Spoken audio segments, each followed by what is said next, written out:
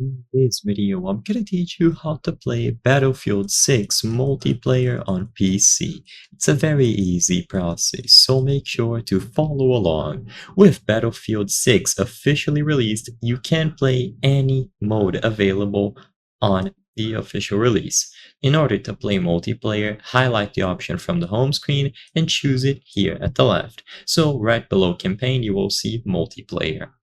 If you own the full game, you will be able to browse through any of these modes. They also have a RADSEC, which is basically a battle royale mode, but I'm not going to cover it in this video. Of course, if that's what you want to play, then just select it here instead.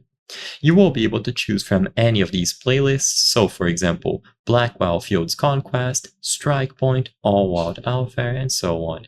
If you aren't sure what any of these playlists include, the sort of maps, the gameplay type, gameplay modes, and so on, just select them and you will get more information. You can also choose Custom Search, which will allow you to browse through specific modes that you would like and wouldn't like to play.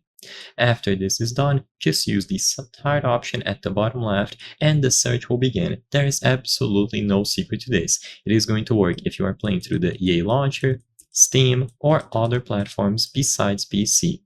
Now, if you see this message, multiplayer is not installed, then what you have to do is choose manage files and make sure that multiplayer has been selected to be installed.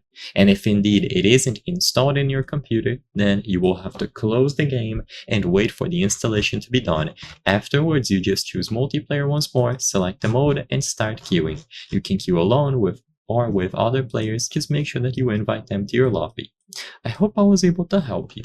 If this video helped you, consider subscribing. As you can see, according to our channel metrics, 83% of the people watching our videos are not subscribed. By subscribing, you can help us make higher quality videos. Thank you for watching and I'll see you on the next one.